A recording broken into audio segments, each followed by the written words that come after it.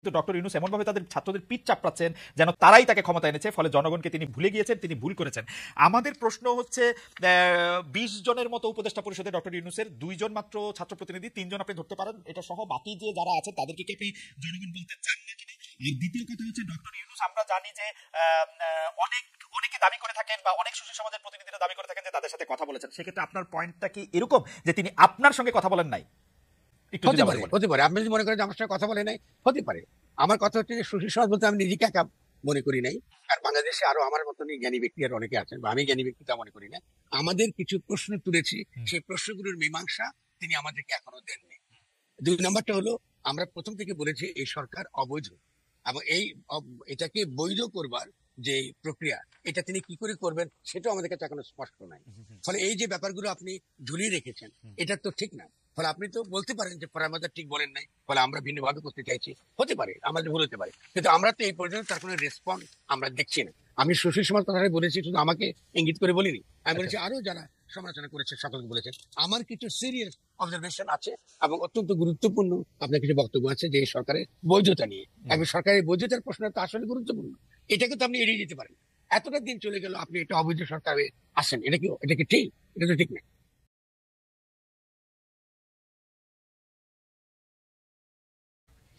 New ইয়র্কের Manhattan থেকে আপনাদের সঙ্গে আছে আমি খালেদ মহিউদ্দিন। আজ আমাদের সাথে আছেন কবি, প্রাবন্ধিক, রাজনৈতিক বিশ্লেষক, তাত্ত্বিক, দার্শনিক, আরো অনেক নাম বা বিশেষণে তাকে ভূষিত করা যায়, কিন্তু তিনি একজনই, তিনি ফরহাদ মজহার। ফরহাদ মজহার, আপনাকে আমাদের অনুষ্ঠানে স্বাগত জানাই। আপনাকে অনেক ধন্যবাদ, আপনি আমাদের অনুষ্ঠানে যুক্ত হয়েছেন, আমাদেরকে সময় দিয়েছেন, এবং আমরা আপনার সাথে আজকে কিছু প্রশ্ন আপনার সঙ্গে আমরা আপনার কাছ থেকে আমরা উত্তর জানতে চাইবো, আপনার মতামত জানতে চাইবো।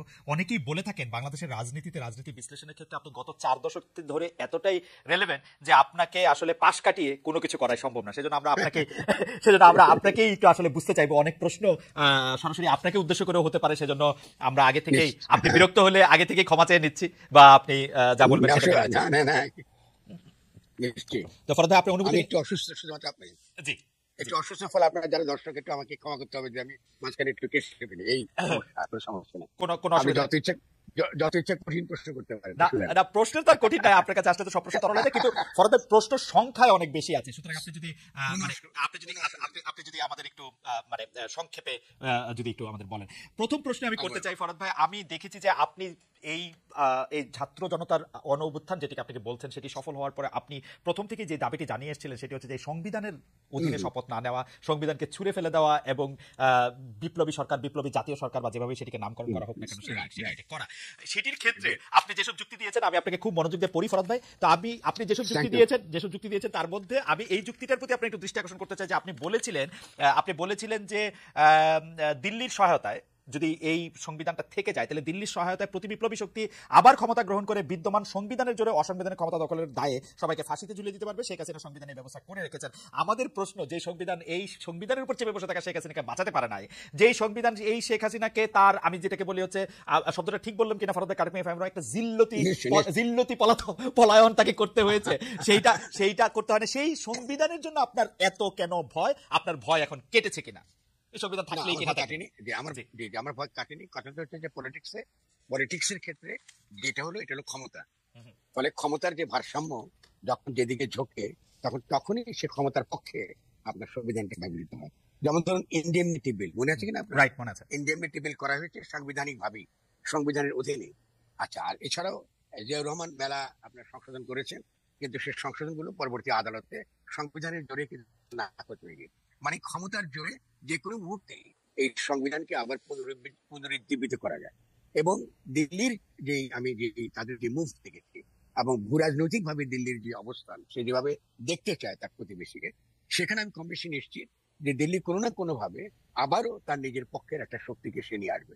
সে শক্তিকে নিয়ে আসার সময় সে কি পুরনো শেখ হাসিনার সংবিধানকে আবার পুনরুজ্জীবিত করবে কি করবে না, এটা ভবিষ্যতেই আমরা দেখবো, কিন্তু এটা সবসময় একটা সম্ভাবনা আকারে থেকে যাবে। এটা হলো আমার বলতে পারে যে আমার আতঙ্কের জায়গা বা আমার। কিন্তু ফরহাদ ভাই সেটা বুঝতে পারছি, কিন্তু ফরহাদ ভাই প্রশ্নটা হচ্ছে যে মানে আসলে তো জনতাই তো শক্তি, বা ছাত্র জনতার শক্তি, যেভাবে আমরা এটা ছাত্রকে জনতা থেকে আলাদা না করে আমি জনগণের শক্তিকেই শক্তি বলি, সেই জনগণের শক্তির কাছে তো পরাজিত এই শক্তি।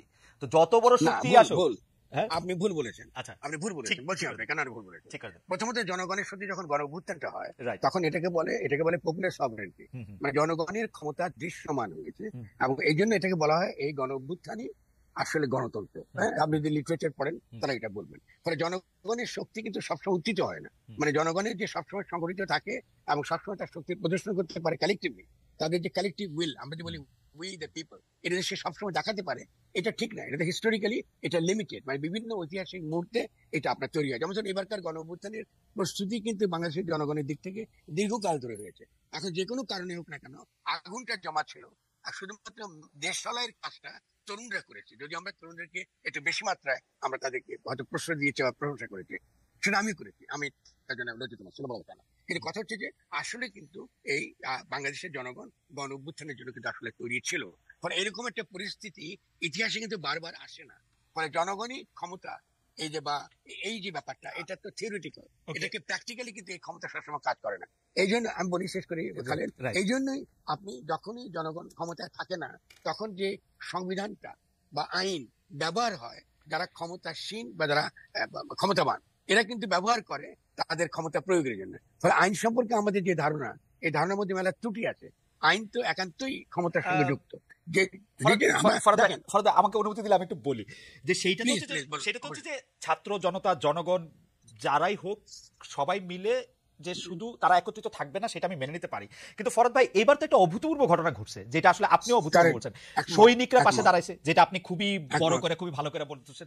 প্রশাসন কিন্তু শেখ হাসিনা রেজিমের হয়ে কাজ করে নাই, আসলে সেই অর্থে কাজ করে নাই, মানে যেই অর্থে শেখ হাসিনা তাকে কাজ করাতে চাইতেছিল সেই অর্থে কিন্তু প্রশাসন কাজ করে নাই। সুতরাং প্রশাসন, সৈনিক, শেখ হাসিনার ভেতরকার লোকজন শেখ হাসিনার হয়ে কাজ করে নাই। আসলে এই যে দুর্বলতার জায়গাটুকু, এটা কি শুধু সংবিধানে ভর করে শেখ হাসিনা, মানে আপনার কি এত ভয় পাওয়াটা লেজিট কিনা ফরদ ভাই?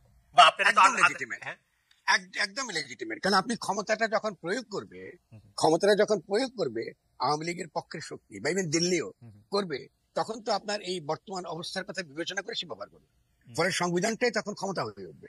ফলে আমরা ক্ষমতা এবং সংবিধানের সম্পর্কটা যদি আমরা বিচার করি, তখন এটা সব সময় একটা সম্ভাবনা আকারে থেকে যায়। যে কারণে আমি আপনাকে যে বলেছি না, যেখানে ইন্ডেমনিটি বিলের কথা বলেছি, ইন্ডেমনিটি বিলকে আবার রিঅ্যাক্টিভেট করে তাদের কিন্তু ফাঁসিতে দেওয়া হয়েছে। এর আগেও কিন্তু সংবিধানের কথা বলে আপনার এই যে আদালত কিন্তু জিয়াউর রহমানের যত সংবিধান কি সংশোধন ছিল সবই কিন্তু আপনার তারা কিন্তু এটাকে আবার এটাকে বাতিল করে দিতে পেরেছে। ফলে সংবিধানকে সবসময় কাগজে জিনিস, সংবিধানটা কিন্তু কাগজে, এটা মনে রাখতে হবে।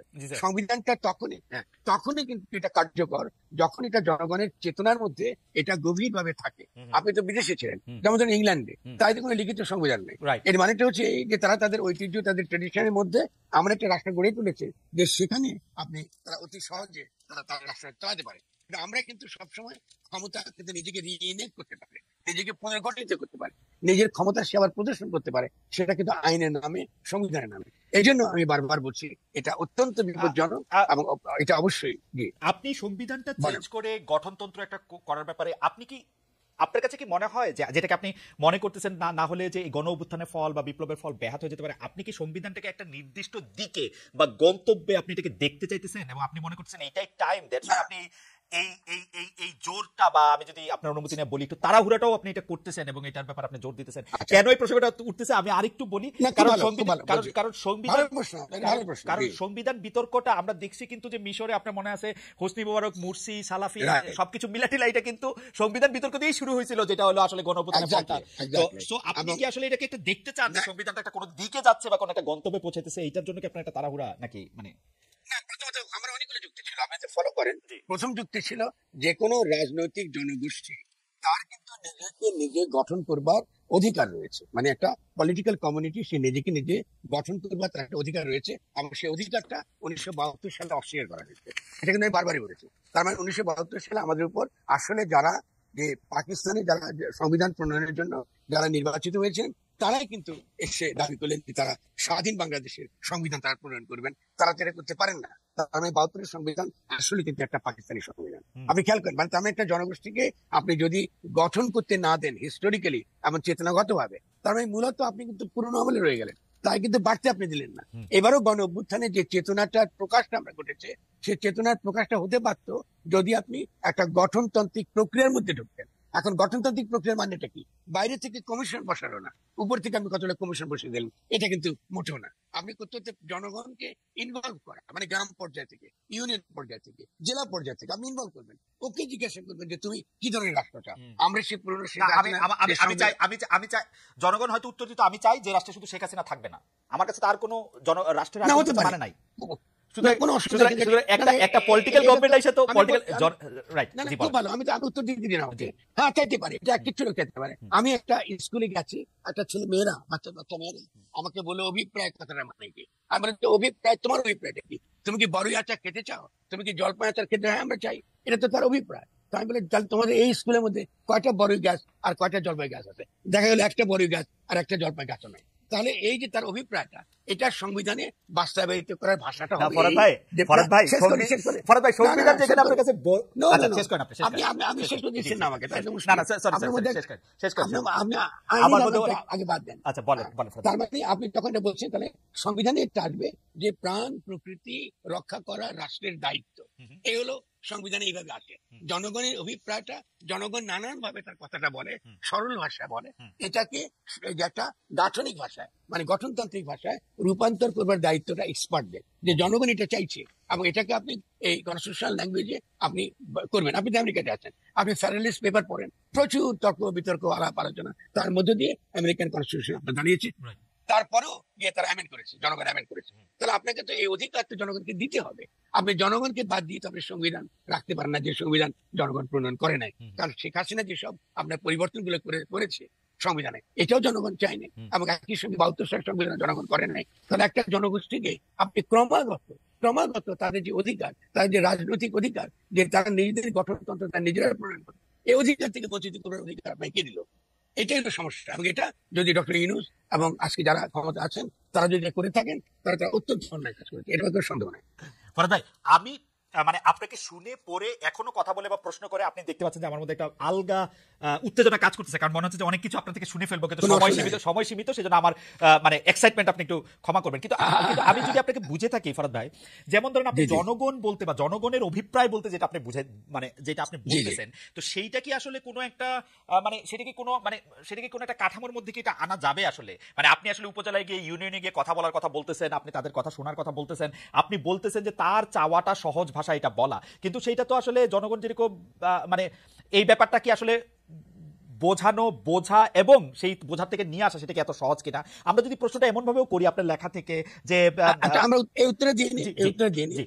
প্রথমত ফরাসি বিপ্লব বা আমেরিকান ডিক্লারেশন এটা জনগণের দ্বারা হয়েছে, ফলে আপনার যে অনুমানটা, এই অনুমানটা হিস্টোরিক্যালি সঠিক না।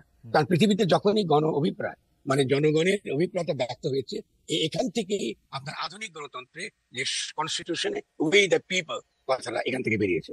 আপনি যদি উই দ্য পিপল কথাটা বলবার কোন রাজনৈতিক শর্ত আপনি যদি না মানেন, এবং তাহলে তো আপনি মূলত যেটাকে সংবিধান বলছেন, এটা নিছকই একটা ঔপনিবেশিক আইন। আপনি এই জন্য শব্দটা সংবিধান ব্যবহার করে খেয়াল করেন, সংবিধান শব্দটা কিন্তু এসছে আমি যারা এদিকে শাসন করব তাদের উপর আইন হিসেবে এর সংবিধান করি। আর গঠনতন্ত্র সম্পূর্ণ ভিন্ন রকম।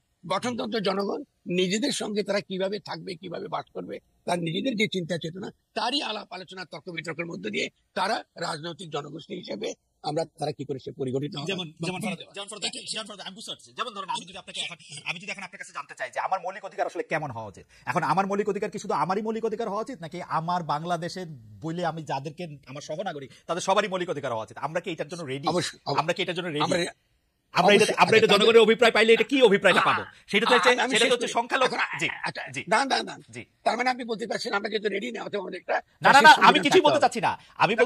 আমি বলতে চাইতেছি আপনি যে জনগণের কাছে জিজ্ঞেস করবেন কত জনগণের মতামত কত রকম হইতে পারে। কেউ বলতে পারে যে আমি গঠনতান্ত্রিক, আমি বলি আপনাকে, আপনি যেহেতু গঠনতান্ত্রিক প্রক্রিয়া সম্পর্কে আপনি সম্মতি এটাকে উপেক্ষা করেছেন, তাহলে বুঝতে পারছেন প্রথমত গঠনতান্ত্রিক প্রক্রিয়া মাত্রই হলো যে জনগণকে ইনভলভ করা। শব্দটা কিন্তু জনগণ, ঠিক আছে? এবং এই যে যেটাকে বলে যেখান থেকে পপুলার সভারেন্টি কথাটা উদ্ভব ঘটেছে, কারণ রাজনৈতিক সাহিত্যে এবং আইনি সাহিত্যে পপুলার সভারেন্টি হলো সুপ্রিম। আপনি আইন দেওয়া তো পপুলার সভারেন্টি তৈরি করা যায় না। ফলে আপনাকে অবশ্যই পপুলার সভারেন্টি কি, জনগণের অভিপ্রায়টা কি, তার মধ্যে তর্ক বিতর্ক কি, এটা কিন্তু আপনাকে অবশ্যই জনগণের মধ্যে শেষ করে পারি। স্যার বলুন, আপনি যে বলেন। অধিকারের কথা বলেছেন, সে অধিকারটা খুব এক লাইনে শেষ করা যায়। হুম। সেটা হলো রাষ্ট্রের কোনো অধিকার থাকবে না হুম। ব্যক্তির অধিকার এবং ব্যক্তির মর্যাদা হরণ করবার। এক লাইন। Okay. আপনি তো যে কথা বলছেন, ওকে, খুব সিম্পল। তাহলে আপনি এটা কারা করবে?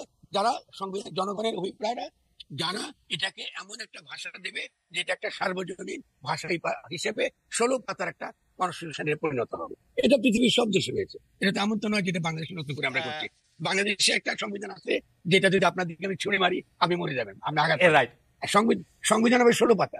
সংবিধানের বেশি তো দরকার নেই। আপনি কমন ইউনিভার্সাল যেসব ভ্যালুজ আমরা বিশ্বাস করি সকলে মিলে, এটাই থাকবে সংবিধান। ফরদ ভাই, এই জন্য ফরদ ভাই, ইউনিভার্সাল ভ্যালুজ বললে তো ধরেন সেটা আরেকটা বড় আলোচনা। আপনার সাথে এই আলোচনা তো আমার 4 দিন 5 দিন ধরেও আসলে করে আমার মানে আমার তৃপ্তি হবে না, কিন্তু টাইমটা যেহেতু কম। কিন্তু আমি যদি বলি যে রাষ্ট্র কারো অধিকার ক্ষুণ্ণ করবে না, কিন্তু আমরা জনগণকে এই আইন মেনে নিব। আমরা কি এখন মেনে নিব যে ধরেন আমার ধর্মের বিশ্বাসের বাইরে বা আমি যেটা ধর্ম মনে করি সেইটার বিশ্বাসের বাইরের কোনো কিছুকে মেনে নিব?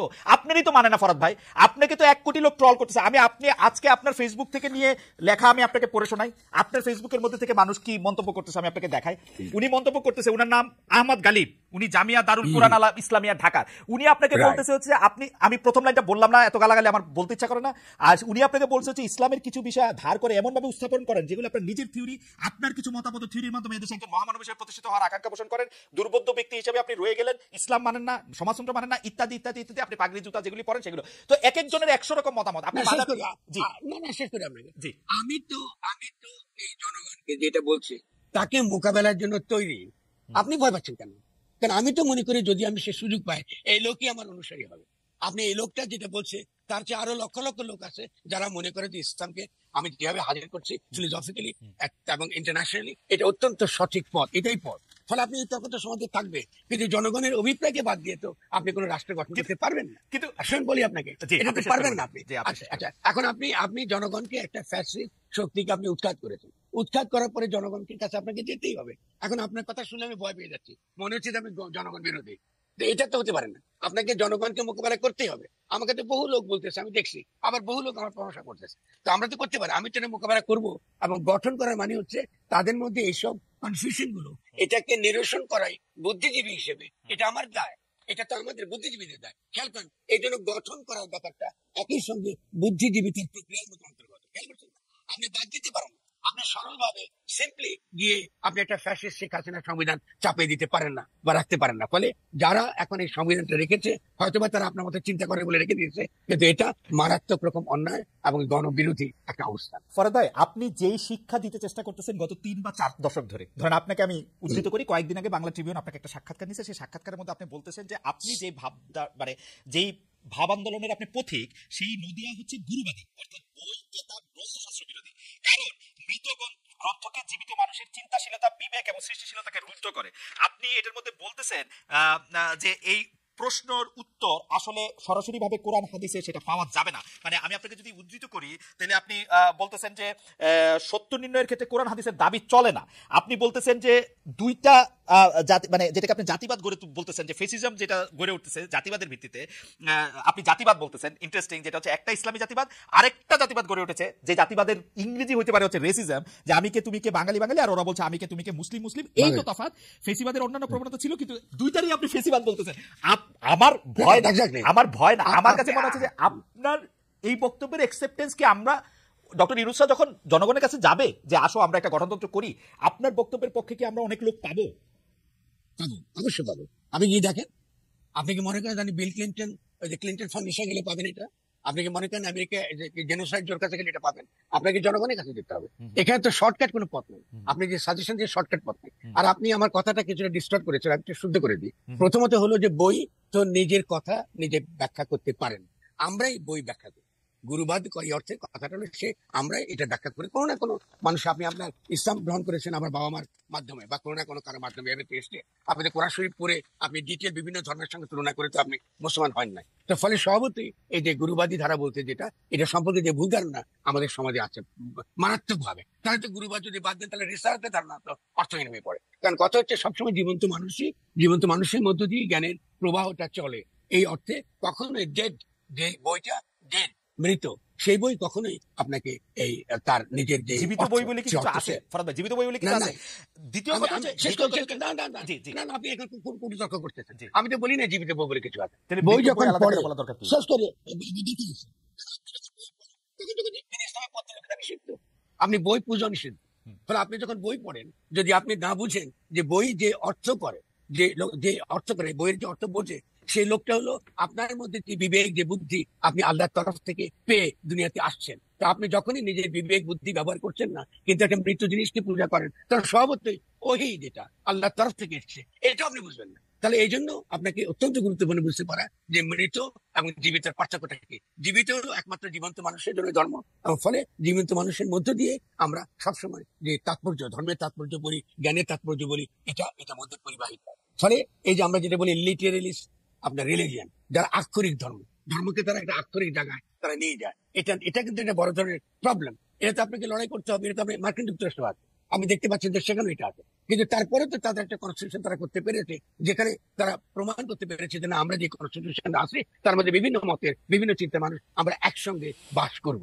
এই যে একসঙ্গে বাস করবার বাসনা, এটাকে বলে রাজনৈতিক জনগোষ্ঠী। ফলে আমি মনে করি অনেকগুলো কনসেপ্টটা আমাদের সমাজে অস্পষ্ট। আর আপনি যে বলছেন যে আমার কথা শুনবে কিনা, আমি তো আপনার গণ অভ্যুত্থান বইটা, গণ অভ্যুত্থান গঠন বইটা আমার লেখা হচ্ছে 2023 সালে, আর 2024 সালে তো গণ অভ্যুত্থান ঘটে গেল। সংবিধান আপনার একেবারে গণতন্ত্র, এর তো দীর্ঘদিন ধরে আমি আলোচনা করছি। ফলে একমাত্র বুদ্ধিজীবী তার প্রক্রিয়া ছাড়া খালেদ কখনোই আপনি একটা সমাজকে করতে পারেন না। শেষ করি, সেক্ষেত্রে আমার এবং আপনার অনেক বড় দায়িত্ব আছে। আপনি যদি ওই কাজটাকে আপনি ফেলে রাখেন কঠিন বলে বা সম্ভব না বলে, তাহলে কোনোদিনই কিন্তু আপনি একটা সত্যিকারের শক্তিশালী বাংলাদেশ করতে পারবেন না। ফরহাদ ভাই, আপনি আমি জানি না আপনাকে আমি ভুল কোট করলাম কিনা, আমি আপনাকে কোট করি আবার, সেটা সুবিধাজনক। যেমন আপনি ধর্মের পর্যালোচনা চাইছেন, বলছেন ধর্মের পর্যালোচনা দরকার, আপনি বলছেন ক্রিটিক দরকার, কারণ ধর্মের মধ্যে দর্শন থাকে, এর মধ্যে কতগুলি তাত্ত্বিক দিক আছে। সেইটা আমি না বলে আমি মনে করি যে এই জায়গাটুকু গুরুত্বপূর্ণ যে আপনি বলতেছেন বই কিতাব মানে নদিয়ার গুরুবাদী ধারা বই কিতাব গ্রন্থশাস্ত্র বিরোধী, যেটা আপনি আসলে ব্যাখ্যা করলেন। কিন্তু আপনি যে ধর্মের পর্যালোচনা বা ক্রিটিক বলে যেটাকে হাজির করতে চাইতেছেন, সেইটা করতে গেলে তো আসলে মানে আপনার ইন্টারপ্রিটেশন আরেকজনের ইন্টারপ্রিটেশন থেকে একটু দূরে যেতে পারে, এবং কেউ কেউ এইটাও বলতে পারে যে আপনার ইন্টারপ্রিটেশনেরই কোনো লেজিটিমেট রাইট নাই। অনেকে বলতে পারে, ভেরি গুড, বলতে পারে। তাহলে আমরা এটাকে অর্থ কেমনে পাবো? আমি বলছি আপনার এই অনুমানটা খুব ভুল হলো এই কারণ হলো যে কোনো ইউনিভার্সাল নলেজ এটাকে বলা হয়, এটা হলো নেসেসারি, এটা ইউনিভার্সাল এবং নেসেসারি। ফলে ধর্মের মধ্যে যখন আমরা বলি, তার মধ্যে যে ভাব বা আপনার দর্শনটা থাকে, এটা থাকে ধর্মের রূপে। এটা হলো পুরনো আপনার পাশ্চাত্য খ্রিস্টানিটি, সে যখন তার ধর্মকে ক্রিটিক করেছে, তার মধ্য দিয়ে আধুনিক যে দেশে আপনি এখন বসে আছেন, এই আধুনিক রাষ্ট্রটা ধর্মের ক্রিটিকের মধ্যে দিয়ে বেরিয়ে এসেছে। তারা কিন্তু হঠাৎ করে বেরিয়ে আসে। আপনি প্রতিটা দিনে যে কালচার মধ্যে বাস করেন, এটা কিন্তু খ্রিস্টান কালচার, আপনি কিন্তু এটা ইসলামিক কালচার না। কিন্তু এই কালচারটা তারা তৈরি করেছে তাদের ধর্মের ক্রিটিকের মধ্যে দিয়ে। ক্রিটিক যখন আমি করি, তখন আমার মধ্যে যে বুদ্ধি বিবেক আল্লাহ আমাকে দিয়েছে, আমার কোরআন বলছে এই বুদ্ধি বিবেক দিয়ে মানুষ, এই কিন্তু একই সঙ্গে আল্লাহ তাআলা, এটা কিন্তু খ্রিস্টানের মধ্যে নাই। আপনি অদ্ভুতভাবে একমাত্র ইসলামে এই মানুষের এই মহিমাটুকু এত উচ্চ স্তরে আপনি নেওয়া আছে। তার মানে মানুষের এই বিবেক বুদ্ধি জ্ঞান প্রজ্ঞা, এটাকে যদি আপনি সামনে না আনতে পারেন, তাহলে আপনি তো চিরজীবনই একটা অন্ধ জায়গায়, একটা অন্ধকূপে আপনি থাকবেন। ফলে ক্রিটিক ছাড়া তো আপনি কখনো সামনে এগোতে পারবেন না। কারণ ধর্ম এসছে ওই ইসলাম, ধর্ম তো আল্লাহর কাছে তো কোনো প্রিন্টিং প্রেস নাই যে আপনাকে দিয়ে কোরআন শরীফ পাঠিয়ে দিতে। ফলে যখন এসছে তা বহু লোকের মাধ্যমে ছাপাটা হয়ে আপনার কাছে এসছে, যে হিসাবে এসছে তাও কিন্তু অরিজিনালি যেভাবে এসছে তাও না, তারা নতুনভাবে সাজানো হয়েছে। ফলে আপনাকে তো পুরো হিস্ট্রি বুঝে আপনাকে বুঝতে হবে যে আল্লাহর ওহিটা, আল্লাহ আসলে যে এই যে দিব্য যে ভাবটা জনগণ মানুষ পেতে চায়, নিজের মধ্যে এই দিব্যতাটাকে নিজে অর্জন করতে চায়, এর মর্মটা কি? এই জন্যই ক্রিটিক লাগে, এই জন্য ফিলোসফি, পাশ্চাত্য ফিলোসফি বারবারই দাবি করে, পাশ্চাত্য ফিলোসফি বারবারই দাবি করে যে আপনি থিওলজিক্যাল ক্রিটিক ছাড়া আপনি রাষ্ট্র বলেন, সমাজ বলেন, দর্শন বলেন, বিজ্ঞান বলেন, কিছুই পসিবল না। তাহলে আমাদেরকে কিন্তু ওই জায়গায় যেতে হবে। ক্রিশ্চিয়ানিটি যে আসলে ক্রিটিসিজম মানে এই যে পাশ্চাত্য দর্শন বলেন, আমেরিকা বলে একটা জায়গা বলেন, আমেরিকা বলে একটা ভাবাদর্শ বলেন, সেটা যে আসলে অনেক কিছুকে ক্রিটিক করে এই জায়গার মধ্যে আসছে, এখনো ক্রিটিক করতেছে, এই ব্যাপারটার মধ্যে তো আসলে কারো কোনো সন্দেহ নাই। এটা আপনি একদম পারফেক্ট বলছেন, খুব সুন্দর করে বলছেন। কিন্তু ইসলাম কি, is Islam open for criticism? এইখানে কি ইসলাম ক্রিটিকরে না, না, আপনি- ক্রিটিসিজম রে আপনি অ্যাকসেপ্ট সব- কইরা না, অ্যাকসেপ্ট করে আপনি শব্দ ঠিক মতো ব্যবহার করেন। আচ্ছা, বলুন। শব্দের কিন্তু ক্রিটিসিজম না, তাহলে শব্দের কিন্তু ক্রিটিসিজম না, ওকে, কি? শব্দটা ক্রিটিক। ওকে, ক্রিটিক ক্রিটিক ইসলাম কি ক্রিটিক অ্যাকসেপ্ট করে? ক্রিটিক মানে হলো ইসলাম ক্রিটিক অ্যাকসেপ্ট করে? আই কারেক্ট মাইসেলফ, ইসলাম অবশ্যই, ক্রিটিক অ্যাকসেপ্ট করে? অব- ইসলাম ক্রিটিকরে অবশ্যই। অ্যাকসেপ্ট করে কোন একটা জায়গায় আসে ওরকম কোন বলি দৃষ্টান্ত আমি আছে? জি, বহু লোক জি। বহু লোক আছে, বহু বই আছে যারা বই না, ইসলাম বই নিয়ে না, আলোচনা বই না, করে। বই না, কি? একটা রাষ্ট্র পরিচালিত হইতেছে, একটা ভাব, একটা আচ্ছা, সেটা তো- একটা ধারা পরিচালিত হইতেছে, ওরকম কোনো কিছু? আচ্ছা, না না, সেটা আমি সে প্রশ্নে পড়ে আসি। হুম। প্রথমে সব কথাটা হলো যে যে সত্য, সত্য যেটা ধর্ম তত্ত্বের রূপে হাজির থাকে, সেই সত্যকে প্রজ্ঞার রূপে বা জ্ঞান রূপে উপলব্ধি করার পদ্ধতি হলো কৃতিক। মানে আপনি ধর্ম আকারে, ধর্মতত্ত্ব আকারে বোঝার জিনিস, আর তাকে প্রজ্ঞার রূপ আকারে বোঝা আকারে। আমি খুব ছোট একটা উদাহরণ দিয়ে আপনি ভালো বলবেন। ইসলামে মানুষ হলো খলিফা, আল্লাহর তরফ থেকে খলিফা, ঠিক আছে? হুম। আর অন্যান্য অনেক ধর্মে মানুষ হলো আদি পাপী, সে কিন্তু পাপী। হুম। এই যে কনসেপ্টের তফাৎটা, আকাশ পাতাল তফাৎ। কারণ আপনি যখনই ক্রিটিক করবেন তখন দেখা যাবে যে দার্শনিক দিক থেকে, একটা প্রজ্ঞার দিক থেকে ইসলাম অনেক অগ্রসর না, না। ক্রিশ্চিয়ানিটি বা জুদাইজম থেকে। ফরাদ ভাই, এটা নিয়ে যে- এটা নিয়ে আলোচনা টু বি কন্টিনিউড, কারণ আপনি যেটাকে আদি পাপী বলতেছেন আর ইসলামের পক্ষ থেকে খলিফা বলতেছেন, এটা আসলে আমি এটা অন্যভাবে ব্যাখ্যা করতে পারি। ইসলামের মধ্যেও আমরা বেহেশতেই ছিলাম, বা আমরা আসলে বেহেশত থেকে মাটিতে আসছি, সেটাও এক ধরনের শাস্তি থেকেই। আর তো না, না, আদি আরাম পাপী থেকে তো তো না। ইসলাম তো না, আদি পাপ নাই, কিন্তু আমরা বেহেশতে, না, না, না। আদি পাপ নাই, কিন্তু না, আদম আলাইহিস সালাম বেহেশতে ছিল তো। আদম আলাইহিস সালাম বেহেশতে আমরা ছিল। যদি শেষ করি, আমরা যদি ডিস্টর্ট না করি, জি, আমাদের কথাতে আপনাকে বলা হয় যে অরিজিনাল সিন হ্যাঁ। কনসেপ্টটা ইসলামের নাই। অরিজিনাল বা মানুষ অতীতে পাপ করেছিল, সে কারণে সে মানুষ হিসেবে জন্মগ্রহণ করেছে, এই ধরনের কোনো কনসেপ্ট ইসলামে নাই। ইসলামে মানুষ মাত্রই খলিফা, আল্লাহর গুণাবলী সম্পন্ন। এই যে আমি ক্রিটিক ফরাদ ভাই, তাহলে এক লাইন একটু শুনে নেই, ইসলাম অনুযায়ী আদম পৃথিবীতে কেন আসলো? তাহলে বুঝে নাই, ইসলাম অনুযায়ী আদম পৃথিবীতে কেন আসছে? ইসলাম অনুযায়ী আদম পৃথিবীতে কেন আসছে? নিষিদ্ধ ফল আপনার খাইতে সেটা আসছে। তো না, নিষিদ্ধ শয়তানের ফল খেয়ে যে প্ররোচনাতেই তো আসছে, আসছে। শাস্তি হিসেবে তো আপনি আসছে। এটাকে, আপনি কি আমার সঙ্গে থিওলজি নিয়ে আলোচনা না, করবো না, করবো না, এটা একলা করতে হবে, আমাকে এটা সময়- করতে হবে, এটা না, আমি একলা শেষ করতে করি হবে। এটা। জি। না, প্রথমত আপনি যা যা উদাহরণ দিচ্ছেন সবই কিন্তু বাইবেলের, এগুলো কিছু করা যায় না। আদম আপনি যা যা উদাহরণ দিচ্ছেন এই আদম সবই আলাইহিস সালামকে কিন্তু শয়তান, বাইবেল। আদম আলাইহিস সালামকে শয়তান প্ররোচনা দেয় না না, কোরআনে? আচ্ছা, আমি খালি উত্তর দেন, জি। শয়তান কি নামাজ পড়ে? আজাজিল আপনি নামাজ আমাকে পড়তো, বলেন। আজাজিল নামাজ পড়তো এখন পড়ে? না, এখন পরে কিনা আমি জানি না, আজাজিল অবস্থার কথা জানি না। তাহলে আগে পড়েন। অবশ্যই পড়ে সে তো কখনো বলে না আমি নামাজ পড়বো। তাকে- আপনি এই যে কতগুলো কনসেপ্ট ইসলাম সম্পর্কে অস্পষ্ট ধারণা, যেটা শিক্ষিত শ্রেণী এবং যারা তথাকথিত ইসলামপন্থী, এই যারা পড়তে রাজি না, এই দুজনের মধ্যে রয়ে গেছে। আচ্ছা, এই কারণে আচ্ছা, কি ঠিক হয়েছে, আছে। ইসলামের যে তার এর ফলে কি হয়েছে খালেদ, এর ফলে আমরা একটা অত্যন্ত পশ্চাৎপদ সমাজে রয়ে গেছে। Okay. অথচ যে ধর্মটা অত্যন্ত ইম্পর্টেন্ট একটা রোল প্লে করতে পারতো মানুষের চিন্তার পরিগঠনে এবং একটা রাষ্ট্রের পরিগঠনে। দেখুন, ক্রিটিকটা, রিলিজনের ক্রিটিকটা কথাটা এসছে কার্ল মার্ক্সের থেকে। তিনি বলছেন ক্রিটিকটা দরকার, কারণ এটা ছাড়া কিন্তু আপনি রাষ্ট্র, রাজনীতি এটা কিছু বুঝবেন না, আইন এটা কিছুই বুঝবেন না। কারণ এই ক্রিটিকের মধ্যে দিয়ে কিন্তু আপনি এটা বুঝবেন। তাহলে যে সমাজের মধ্যে এই ক্রিটিকের অভাব রয়েছে, তাহলে স্বভাবতই সেই সমাজটা পশ্চাৎপদ। আমরা পশ্চাৎপদ যেহেতু আমরা ক্রিটিক করতে, পর্যালোচনা করতে, আমার নিজের ধর্মের যে সবচেয়ে সর্বশ্রেষ্ঠ তার যে অবদান, তার যে প্রজ্ঞার জায়গা থেকে যে সর্বোচ্চ তার যে তুরীয়, তার যে প্রকাশ, তার যে বিকাশ, এটা সম্পর্কে আমার কোনো খবর নেই। আমি একটা বই কোরআন আকারে এটাকে আমি পূজা করতেছি, বই আকারে আমাকে পড়তে তো হবে, ওটা আমাকে যেটা পড়তে হবে, আমাকে যেটা বুঝতে হবে, এই হলো কথা। ফরাদ ভাই, আমরা অন্য প্রসঙ্গে যাই। আপনাকে অনেক ধন্যবাদ, আপনি ধৈর্য ধরে অনেক বিষয় বলেছেন। আমরা আপনার বিষয়টা নিয়ে একটু দর্শকদের কাছে জানতে চেয়েছিলাম যে মাজার ভাঙার বিষয়টি ফরাদ মাজার, কবিতাত্ত্বিক ফরাদ মাজার জুলুম বলেছেন, এই মন্তব্য সঠিক বলে মনে করেন কিনা? এটা কি জুলুম বলে মনে করছেন শতকরা 33% দর্শক, জুলুম না মনে করছেন শতকরা 67% দর্শক, 47,000 দর্শক এখানে ভোট দিয়েছেন। এটি নিয়ে আসলে কিছু আমাদের প্রশ্ন আছে, আমরা দ্রুত অন্যান্য প্রসঙ্গে চলে যাই। সেটি হচ্ছে যে ফরাদ ভাই, প্রফেসর ইউনুসের ভুল প্রসঙ্গে আপনি বলেছেন যে শুধু সম্প্রতি দেওয়া সাক্ষাৎকারে নয়, আপনি আসলে আগেও প্রফেসর ইউনুসের ভুল প্রসঙ্গে বলেছেন যে একটা মিনিট, হ্যাঁ, প্রফেসর ইউনুসের ভুল প্রসঙ্গে আপনি বলেছেন, আমি একটু আপনাকে উদ্ধৃত করি, যে ভুলটা করেছেন প্রথম থেকে। আমি যখন এই কথাগুলি বলছি, অর্থাৎ জনগণের চাওয়া সম্পর্কে, অর্থাৎ জনগণের এবং তার পক্ষে জনমত তৈরি হচ্ছে, জনগণের মধ্যে জিজ্ঞাসা তৈরি হচ্ছে, তাহলে তার উচিত ছিল সুশীল সমাজের প্রতিনিধি হিসাবে আমাদের সঙ্গে কথা বলা, কিন্তু তিনি তা বলেন নাই। আরেকটা ভুল আপনারা বলছেন যে ছাত্ররা অত্যন্ত প্রতিভাবান কাজ করেছে, কিন্তু ডক্টর ইউনুস এমনভাবে তাদের ছাত্রদের পিঠ চাপড়াচ্ছেন যেন তারাই তাকে ক্ষমতা এনেছে, ফলে জনগণকে তিনি ভুলে গিয়েছেন, তিনি ভুল করেছেন। আমাদের প্রশ্ন হচ্ছে 20 জনের মতো উপদেষ্টা পরিষদে ডক্টর ইউনূসের 2 জন মাত্র ছাত্র প্রতিনিধি, 3 জন আপনি ধরতে পারেন, এটা সহ বাকি যে যারা আছেন তাদেরকে কি আপনি জনগণ বলতে চান না কিনা? আর দ্বিতীয় কথা হচ্ছে, ডক্টর ইউনূস আমরা জানি যে অনেকে দাবি করে থাকেন, বা অনেক সুশীল সমাজের প্রতিনিধিরা দাবি করে থাকেন যে তাদের সাথে কথা বলেছেন। সেক্ষেত্রে আপনার পয়েন্টটা কি এরকম যে তিনি আপনার সঙ্গে কথা বলেন নাই? একটু যদি হতে আবার পারে, বলেন। হতে পারে। আপনি যদি মনে করেন যে আমার সঙ্গে কথা বলে নাই, হতে পারে। আমার কথা হচ্ছে যে সুশীল সমাজ বলতে আমি নিজেকে একা মনে করি নাই। হুম, কারণ বাংলাদেশে আরো আমার মতনই জ্ঞানী ব্যক্তি আর অনেকে আছেন, বা আমি জ্ঞানী ব্যক্তি তা মনে করি না। আমাদের কিছু প্রশ্ন তুলেছি, হুম, সেই প্রশ্নগুলোর মীমাংসা তিনি আমাদেরকে এখনো দেননি। হুম, 2 নাম্বারটা হলো, আমরা প্রথম থেকে বলেছি এই সরকার অবৈধ, এবং এটাকে বৈধ করবার যে প্রক্রিয়া, এটা তিনি কি করে করবেন সেটাও আমাদের কাছে এখনো স্পষ্ট নাই। হুম, হুম, ফলে এই যে ব্যাপারগুলো আপনি ঝুলিয়ে রেখেছেন, হুম। এটা তো ঠিক না। ফলে আপনি তো বলতে পারেন যে ফরামাদা ঠিক বলেন নাই, ফলে আমরা ভিন্নভাবে করতে চাইছি, হতে পারে, আমাদের ভুল হতে পারে। কিন্তু আমরা তো এই পর্যন্ত তার কোনো রেসপন্স আমরা দেখছি না। আমি সুশীল সমাজ কথাটা বলেছি, শুধু আমাকে ইঙ্গিত করে বলিনি, আমি আচ্ছা। বলেছি আরো যারা সমালোচনা করেছে সকলকে বলেছেন।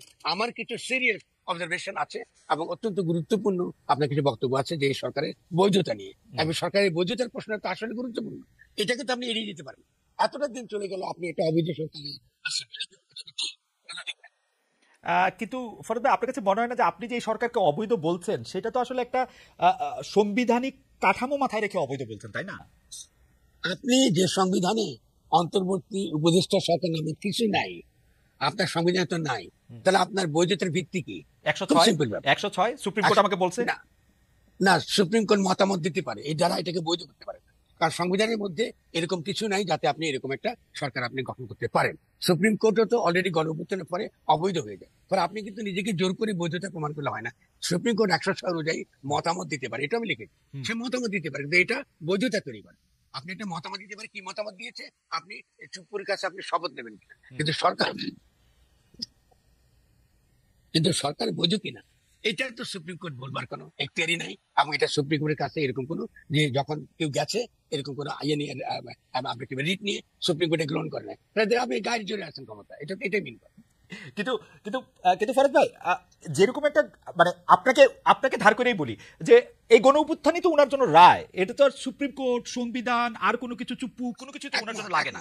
এটা উত্তর দেয় না রায়। তা সুপ্রিম কোর্ট আপনার জন অভ্যুত্থান রায় হলে তাকে জনগণের অভিপ্রায়ের প্রতিনিধি হিসেবে তার ক্ষমতা নেওয়া উচিত ছিল, এবং তার উচিত ছিল সংবিধানকে বাতিল করে দেন। আমি বারবার বলেছি, সংবিধানকে বাতিল করে দিয়ে তিনি এই যে আপনার অন্তর্বর্তী সরকার প্রধান হিসেবে তিনি ঘোষণা করবেন, এবং তার প্রধান দায়িত্ব হলো যে একটা গঠনতন্ত্র প্রণয়ন করা। এটাই হলো তার প্রধান দায়। ফলে এই দায়টা তিনি পালন করেন নাই। এই দায়িত্ব তিনি পালন না করে তিনি সংবিধানের অধীনে তিনি নিজেকে ঢুকে দিয়ে তিনি স্বভাবতই শেখ হাসিনার সংবিধানের অধীনে তিনি এসেছেন। এখন তিনি কি করে কমিশন করেন আর সংবিধান সংশোধন করেন? তিনি তো শপথ নিয়েছেন যে সংবিধান তিনি রক্ষা করবেন। যিনি শপথ নিয়েছেন সংবিধান রক্ষা করবেন, তিনি কি করে আবার এখন সংবিধান কি বলে বিভিন্ন রকম কমিশন করে সংবিধান সংস্কার করবেন কিসের ভিত্তিতে? এটা তো কোনো বৈধ ভিত্তি না তো এটা। ফলে আপনি তো এভাবে তো জোড়াতালি দিয়ে রাখতে চলে না। মানে আপনি তো মানে ফরাদ ভাই, সংস্কারই তো রক্ষা। আমরা যখন একটা বিল্ডিং এর সংস্কার করি তখন তো এটা রক্ষা করতেই সংস্কার করি। তো আপনার আপনি যখনই বিল্ডিং এ বানান না, কি নিয়ে সংস্কার করবেন? আপনার তো রাষ্ট্রটা গঠন করেন না, কি সংস্কার করবেন? এগুলো তো আজগুবি কোনো রায়। আপনি তো রাষ্ট্র আগে তো গঠন করতে হবে, আগে তো রাষ্ট্রটা বানাইতে হবে। আপনি 72 তো পারেন নাই, আর আপনি এবারে পারলেন এতটা বছর পরে। তাহলে যদি না পারেন, এটা তো ভয়ানক ব্যাপার, এটা সাংঘাতিক রকম একটা ক্ষতির মধ্যে পড়ে গেলাম আমরা আমরা আবারও 50 বছর পিছিয়ে পড়ে গেলাম। তাই এই গণঅভ্যুত্থানের মধ্যে দিয়ে তো আমরা রাষ্ট্র গঠন করার কাজটা আমাদের করা উচিত ছিল।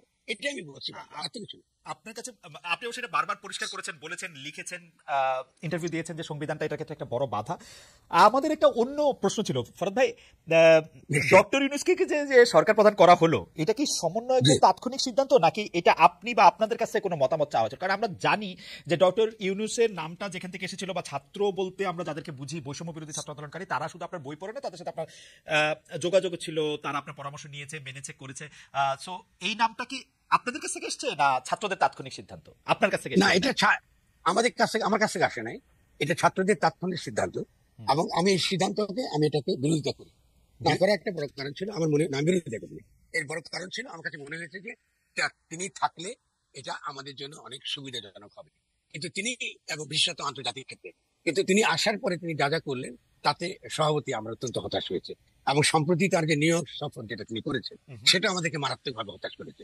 ফলে এটা আমরা তো সিদ্ধান্ত তো ভুল নিতেই পারি, ছাত্ররা তো একটা ভুল সিদ্ধান্ত নিয়েছে, কিন্তু এখন তো আপনি এর মধ্যে পড়ে গিয়েছে। এখন তো যতটা সম্ভব তাকে যদি আমরা বোঝাতে পারি, যতটা সম্ভব আমরা আগাইতে পারি, এই চেষ্টা আমাদের করতে হবে। কিন্তু প্রথমত, এবং শুধু তাই নয়, তিনি যে বক্তৃতা দিয়েছেন জাতিসংঘে, সেখানে তিনি তার যে আদর্শ, যাদের 3-0, এটা তিনি প্রচার করছেন। তো এটা তো রাষ্ট্রের আদর্শ না, এটা তো বাংলাদেশের আমরা সেই সিদ্ধান্ত করে নেই। আর দ্বিতীয়ত, তিনি জাতির সঙ্গে দেখা করেছেন বাইডেন, তিনি তো মার্কিন যুক্তরাষ্ট্রে, আপনি তো এখন আছেন ওখানে, তিনি অলরেডি জেনোসাইড যে আকারে বিখ্যাত। তার যে ভূমিকা, বিশেষ করে ইসরায়েলকে যেভাবে আপনার অস্ত্র শস্ত্র দিয়ে সহায়তা করে, তারপরে যে বিরাট যে গণহত্যা চলছে, এর জন্য এটা জেনোসাইড আকারে বিখ্যাত।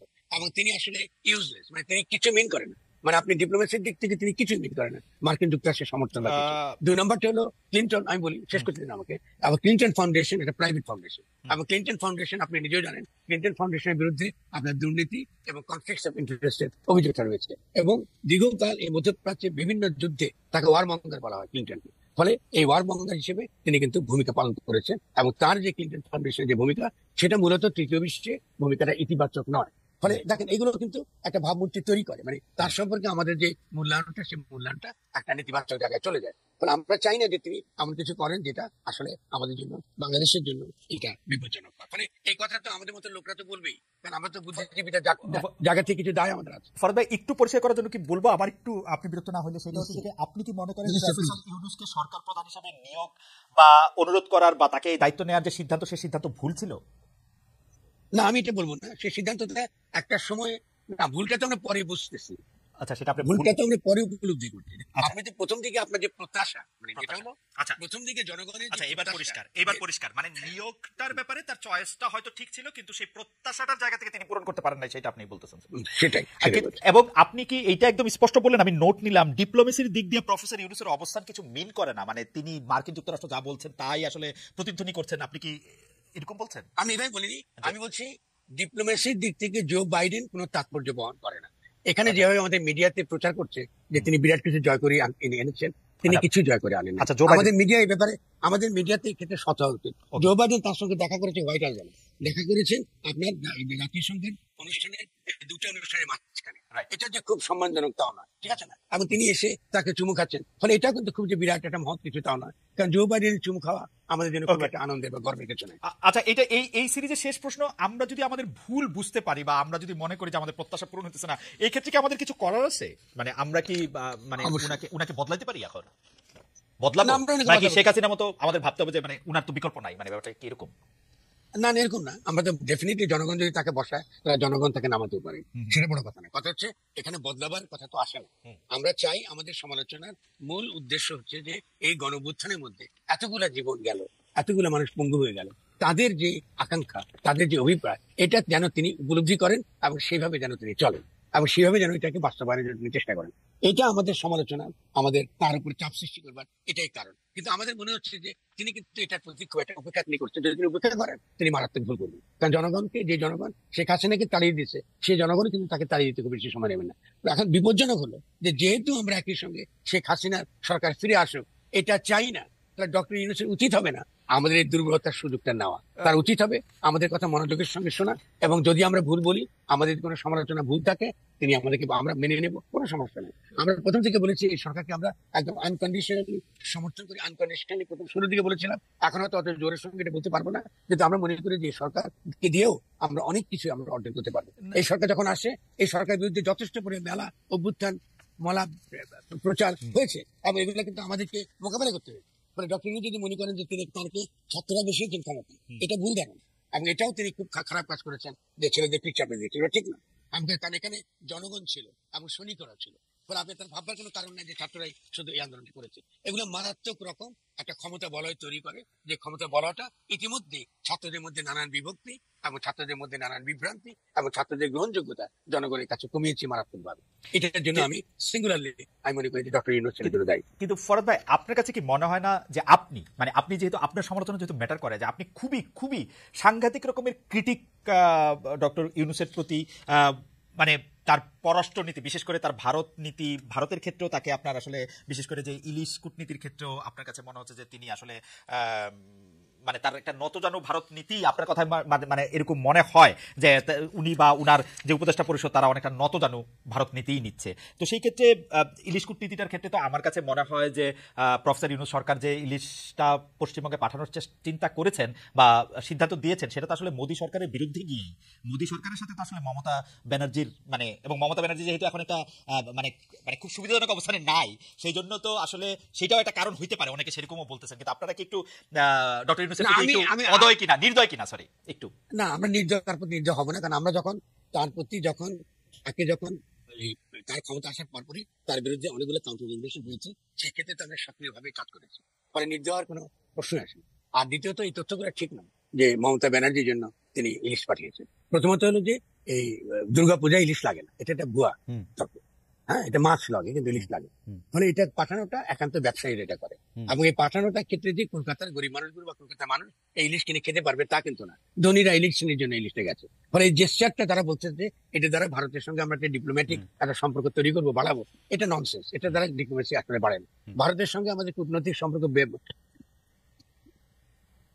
আরো আমাদের ঘনিষ্ঠ করবার আরো বহু পথ আছে। কারণ ভারতের যে প্রধান উদ্বিগ্নতা সেটা হচ্ছে সীমান্ত, যে তারা চায় না তাদের এখান থেকে আমরা এমন কিছু করি যেটা তাদের সিকিউরিটির দিক থেকে এটার বড় ধরনের সমস্যা তৈরি করে।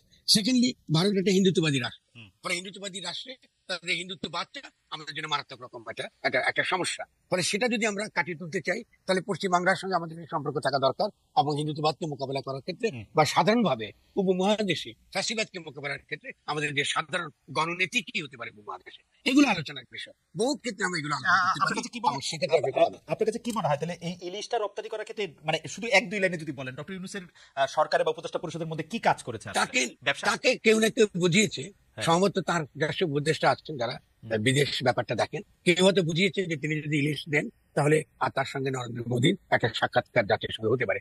এটা হলো আমার শোনা কথা। আমি এই ব্যাপারে আমি এটাকে খুব জোর করে কিছু বলতে পারবো না। এটা কিন্তু আমার কাছে খুব অযৌক্তিক মনে হয় যে হয়তো তিনি মনে করছেন এর মধ্যে দিয়ে তিনি মোদীর সঙ্গে একটা মিটিং এর তিনি হয়তো ব্যবস্থা করবেন আপনার কাছে ইলিশ মাছ। এগুলো তো আপনি তো এই অঞ্চলের রাজনীতি খুব ভালো করে খেয়াল করেন, নরেন্দ্র মোদীকেও আপনি ভালো করে দেখেন, এই অঞ্চলের নানা কিছু। আপনার কাছে কি মনে হয় যে ইলিশ দিয়ে আসলে এটা সম্ভব? মানে ইজ ইট পসিবল? না, এটা তো জেস্টার। যারা আর্গু করেছে, যারা এই যে ইলিশ না দেওয়াটার বিরুদ্ধে যারা কথাবার্তা বলেছে, যাদের যে লেখাটাকে আমরা পড়েছি, সেখানে তো তারা বলেছেন যে ইলিশ না দেওয়াটা এটা একটা অত্যন্ত পেটি জিনিস, এটা অত্যন্ত ক্ষুদ্রতার ব্যাপার, সংকীর্ণতার ব্যাপার, অত যাওয়া উচিত, কারণ এটা আমাদের কূটনৈতিক উনি যদি এটা করতেই চাইতেন, ফরাদ ভাই, উনি যদি এটা করতেই চাইতেন, উনি প্রফেসর ডক্টর মোহাম্মদ ইউনূস, উনি তো একটি টেলিফোনও উঠাতে পারতেন, টেলিফোনও করতে পারতেন উনি সরাসরি। উনাকে তো জেস্টার কেন করেননি? কেন করেন না? তার মানে নিশ্চয়ই ওইটা কোনো উদ্যোগ না আর কি, মানে আমার মনে হয় যে মানে এটা জেস্টার না হতে পারে। আমরা ঠিক আছে, আমি আপনার সঙ্গে আমি এটা নিয়ে তো আপনার সঙ্গে মনে তো হতে পারে অনেক কিছু। আমি মনে করি যে এটা আমাদের যে ভাবমূর্তিটা ছিল এটা তিনি ফলো করেছেন, দরকার ছিল না এটা। আচ্ছা, আপনি মনে করছেন এটা দরকার নাই। আপনি এটা আমাদেরকে, আমরা দিল্লির প্রতি একটা নত জানু একটা ব্যাপার আমরা এখানে প্রদর্শন করেছি। আমরা পরিষ্কার বলতে পারতাম যে ইলিশের সঙ্গে দুর্গাপূজার কোনো সম্পর্ক নেই, খুব সিম্পল ব্যাপার। আমি তো নিজেই কথা বলেছি, আপনাকে বলে মমতা ব্যানার্জি বিভিন্ন রকম মন্ত্রীদের সঙ্গে বা সেখানে কলকাতায়, তারা বলছে ইলিশ বলে ইলিশ দিয়ে কি করবেন ফরাদ? ইলিশ তো আমি কিনতে পারিনি, এটা কে খাবে ইলিশ এত টাকা দিয়ে? আর এটা তো মূলত ব্যবসার জন্য হয়েছে। এটা কিন্তু আপনি খেয়াল করবেন বাণিজ্য মন্ত্রণালয় দিয়েছে, এবং এটার সঙ্গে একদম জড়িত হচ্ছে ব্যবসায়ীরা। ফলে এটা হলো সবচেয়ে ইম্পর্টেন্ট ব্যাপার, যেটা ডক্টর ইউনূস এটাকে উপেক্ষা করেছেন। এটা খুব খারাপ কাজ হয়েছে। ফরাদ ভাই, আরেকটা প্রসঙ্গে আসি যে আপনিও জনাব শওকত মাহমুদ মিলে গত বছর ইনসাফ কায়েম কমিটি গঠন করেছিলেন, যার লক্ষ্য ছিল অভ্যুত্থানের মাধ্যমে সরকার পতন, জাতীয় অন্তর্বর্তী সরকার গঠন, নতুন সংবিধান প্রণয়ন। ইনসাফ কায়েম কমিটির যে প্রত্যাশা তা অনেকাংশে পূরণ করেছে বৈষম্য বিরোধী ছাত্র আন্দোলন। বিষয়টা কাকতালীয় কিনা নাকি আগে থেকেই তাদের সঙ্গে আপনাদের এক ধরনের যোগাযোগ ছিল? একটা ইন্টারেস্টিং ব্যাপার হচ্ছে যে national committee for civil rights, জাতীয় ইনসাফ কায়েম কমিটিকে বিএনপি তখন ভালোভাবে গ্রহণ করে না। আপনার মনে থাকবে শওকত মাহমুদকে বিএনপি থেকে বহিষ্কার করা হয়েছে। খোদ মির্জা ফখরুল আলমগীর আপনাদের দাবি দাওয়াকে তাদের নির্দলীয় নির্বাচনকালীন সরকার প্রতিষ্ঠার আন্দোলনের বিরুদ্ধে ষড়যন্ত্র হিসেবে অভিহিত করেছিলেন। আপনার মন্তব্য শুনতে চাই। না, প্রথমত আমরা তো বিএনপিকে দীর্ঘকাল ধরে যেন তারা একটা ইতিবাচক রাজনীতি করে, এই ক্ষেত্রে তাদেরকে আমরা সহায়তা করি। তাদের বুদ্ধিজীবী হিসেবে আমার কিন্তু কাজ এটাই, যে বিভিন্ন যা আমার হাতের কাছে আছে, সে আপনি বিএনপি বলুন, যে কোনো দলই বলুন, তারা যেন একটা ইতিবাচক ভূমিকা রাখে, তার জন্য যে বুদ্ধিভিত্তিক যে তর্ক-বিতর্ক দরকার, এটাকে সামনে নিয়ে রাখা, এই হলো প্রথম ব্যাপার। আর আমি মনে করি যে নির্দলীয় নিরপেক্ষ সরকারের অধীনে নির্বাচন রাষ্ট্র গঠন না করে এই ফ্যাসিস্ট রাষ্ট্রকে রেখে, এটার বিরুদ্ধে আমি দীর্ঘকাল ধরে, নতুন কিছু নয়। ফলে আমরা যখন এসে আমাকে বললেন যে আমাকে নতুন করে এই যেটা খালেদা জিয়া তিনি এই সিভিল রাইটস এই কমিটি তিনি করেছিলেন যে এটা আবারও আমাদেরকে জীবন্ত করতে হবে, ফলে আমি তাকে অত্যন্ত সরল চিত্তে আমি তাকে বিশ্বাস করেছি, এবং আমি তখন এটা নিয়ে নেমেছি। এবং আমার সেখানে যে বক্তব্য এটা পরিষ্কার, আমি এখন যা বলেছি আমার গণঅভ্যুত্থানের গঠনপতি যা বলেছি ওখানেও তাই বলেছি, আলাদা কিছু বলিনি, একই আমার রাজনীতি ছিল। তো ফলে বিএনপির রিয়াকশনটা তাদের আভ্যন্তরীণ সমস্যা ছিল। এখন তো বিএনপির সঙ্গে আমার সম্পর্ক তো খারাপ না, খুবই ভালো, খারাপ তো কিছু আমি দেখি নাই, ঠিক আছে না? ফলে এগুলো তো হতেই পারে রাজনীতিতে। ইনসাফ কমিটি এখন কি অবস্থায় আছে? না, যখন সরকার যখন নির্বাচনের সিদ্ধান্ত নিলেন, আমি তৎক্ষণাৎ তাকে আচ্ছা, মানে বিনয়ের সঙ্গে বলছি, জি, আপনার সঙ্গে আমার বুঝতে কোনো পারছি। কাজ করা সম্ভব নয়। এবং তিনি অত্যন্ত ভদ্রভাবে, আমি বলবো, আমি প্রশংসা করবো, তিনি রেজিগনেশন দিয়ে তিনি চলে গেছেন। ফলে এইসব কমিটি রয়েছে। আমি যদি মনে করি যে এটা আবার আপনার কি বলে নতুন করে পুনর্গঠন করা দরকার, হয়তো করবো। কিন্তু এই মুহূর্তে তার অনেক কিছু ঘটে গেছে। রাইট। আজকে আপনার বৈষম্য বিরোধী ছাত্র আন্দোলন ঘটে গেছে, আজকে ছাত্রদের নাগরিক জি, অভ্যুত্থান এই যে কমিটি হয়েছে, ইতিমধ্যে গণ অভ্যুত্থান সুরক্ষা মঞ্চ হয়েছে, রাইট। অনেক কিছু হয়ে গেছে। ফলে অনেকগুলো ক্ষেত্র আসছে যেখানে আমার কাজ করার ব্যাপ্তি এবং সুযোগ অনেক বেড়েছে। ফরহাদ ভাই, মানে এইটা আমরা বলতেই পারি যে আপনার বা আপনাদের সরকার এখন ক্ষমতায়, এটা শুধু মানে বৈষম্য বিরোধী ছাত্র আন্দোলনের জন্য না, ফরিদাপার জন্য না, ডক্টর ইউনূসের জন্য না, কিন্তু আপনি ফরহাদ মাজারের যে মানে সাংঘাতিক প্রভাব, সেই প্রভাব কিন্তু এই সরকারের মধ্যে আমরা দেখতে পাই। সরকার যদিও আপনার সরকারের প্রতি সাংঘাতিক ক্রিটিক, কিন্তু আপনাকেই আবার মাজার রক্ষায়, পাহাড় থেকে সমতলে বিভিন্ন ক্ষেত্রে সংখ্যালঘুদের সুরক্ষার দাবিতে রাজপথে নামতে হইতেছে। যারা কট্টরপন্থী তাদের প্রতি কি ডক্টর ইউনূস সরকার একটু নরম, মানে যেসব জুজুর ভয় দেখে আওয়ামী লীগ সরকার ক্ষমতায় থাকার নৈতিকতা প্রমাণ করতে চাইতো, তার কিছু কি এখন সত্যি বলে মনে হয়? না, প্রথমত হচ্ছে যে বাংলাদেশে যখন রাষ্ট্রটা দুর্বল হয়েছে, এবং সেটা তো হয়েছে, কারণটা হচ্ছে যদি তিনি প্রধান হিসেবে নিজেকে ঘোষণা করতেন, তাহলে ক্ষমতাটা তার হাতে থাকতো। এখন তিনি যা কিছু করেন তা তাকে করতে হচ্ছে চুপুর মাধ্যমে। ঠিক আছে তো? ফলে ডক্টর ইউনূস একটা দুর্বল সরকার, এটাই তো আমরা আপত্তি করছি। তিনি যদি শক্তিশালী সরকারে যেতেন, তাহলে অনেক কিছু আমরা অতি সহজে এটাকে কিন্তু মোকাবেলা কিন্তু করতে কিন্তু পারতাম। কিন্তু ফরহাদ ভাই, এই প্রেসিডেন্ট কি আসলে কোনো কিছু বড় কিছু মিন করে? মানে ভারতের প্রেসিডেন্টের নাম এই মুহূর্তে আমি মনেও করতে পারতেছি না আসলে, মানে জার্মানির প্রেসিডেন্টের নামও মনে করতে পারতাম না। মানে এদের তো কোনো সেই শুনুন, অর্থে। আমি বলছি, প্রথমত প্রেসিডেন্ট এবং আমাদের তিনজন সেনাপ্রধান হুম, এবং আরো বিভিন্ন জায়গায় যারা যারা আওয়ামী লীগ যাদেরকে বসিয়ে দিয়ে গেছে, হুম, হুম। তাদের সঙ্গে তো আওয়ামী লীগের নিত্যই যোগাযোগ হচ্ছে, নিত্য না হলেও কোনো না কোনো ভাবে যোগাযোগ হচ্ছে। এটা তো ক্ষমতার লড়াই। আপনি খালেদ এটা বুঝতে হবে, এটা তো ক্ষমতার লড়াই। এবং তারা তো চাইবে যেভাবে হোক না কেন সুযোগ পেলে ডক্টর ইউনূসকেও ক্ষমতা থেকে সরিয়ে দেওয়া। কিন্তু ফলে ফরহাদ আমি ভাই, মনে আপনার করি কাছে সে এটা কারণে মনে হয় না সেনাপ্রধান আরাম করে সেনা ভবনে আছেন, রাষ্ট্রপ্রধান আরাম করে বঙ্গভবনে আছেন, শেখ হাসিনাকে থাকতে হচ্ছে কোনো এক পাতাল ঘরে, যিনি এখন আসলে ফোন টোন করতে পারেন কিন্তু আর কিছু তো আর করতে পারেন না উনি, মানে এদেরকে আবার বিশ্বাস করবেন যে এরা তার হয়ে কাজ করবেন বা এরা তাকে আবার চাইবেন? মানে আচ্ছা, আমি আপনাকে কিছু তথ্য দিই। জি, ঠিক আছে, কিছু তথ্য দিই। জি, প্রথমত 15 থেকে 21 তারিখ পর্যন্ত ওই যে অগাস্ট, হ্যাঁ, হ্যাঁ, একটা আপনার একটা একটা পাল্টা অভ্যুত্থানের একটা চেষ্টা এখানে ছিল। এবং এটা কিন্তু আমরা যারা কাজ করছিলাম, এই খবরটা আমাদের দিল্লি থেকে আমরা পেয়েছি। প্রচুর অস্ত্র এসেছে এবং প্রচুর অস্ত্র পুলিশদের কাছে গেছে, প্রচুর অস্ত্র ছাত্রলীগের কাছে গেছে। তার মানে এই সরকার পারবে না ব্যাপারটা তা নয়। শেখ হাসিনাকে ব্যক্তিকে আপনি বাদ দিন, আপনি শেখ হাসিনাকে কেন্দ্র করে যে ক্ষমতা বলয় তৈরি হয়েছে, যারা কোটি কোটি টাকা পাচার করেছে, এরা তো শক্তিশালী। এরা তো তাদেরকে বাঁচাবার জন্য হলো এই সরকারকে যে কোনো ভাবে হোক না কেন তাকে তারা দুর্বল করার তারা চেষ্টা করবে, বিভিন্ন ভাবে তারা। মানে সেই জন্যই আমরা বারবার বলছি যে তিনি এই যে চুপ্পুকে রেখে তিনি কখনো একটা শক্তিশালী প্রশাসন তিনি গড়ে তুলতে পারবেন না। এবং তিনি এটা রেখে এসে দেখেন কি অবস্থা তৈরি করেছেন। আপনি যে আমলাদের যে পুরনো যে আওয়ামী আমলা যারা যারা আওয়ামী লীগকে সমর্থন করেছে অল অ্যারাউন্ড, আপনি তাদেরকে নিয়ে কিন্তু আপনি পুরো প্রশাসনটা আপনি চালাচ্ছেন এবং এদের উপর কিন্তু তিনি তারা তো নির্বাচিত হবেন। সাংঘাতিক আওয়ামী বিরোধী এখন। চুপ্পু সাহেবকে এবার মাজারে যাইতেও দেওয়া হয় না। চুপ্পু সাহেব আর কি, মানে আমি তো জানি না। ফরদা, আপনি একটু সেটা তো আপনি একটু মাঝারে যা আমি বলি, এগুলো হচ্ছে এগুলো এবার গোপালগঞ্জ যেতে পারেন না।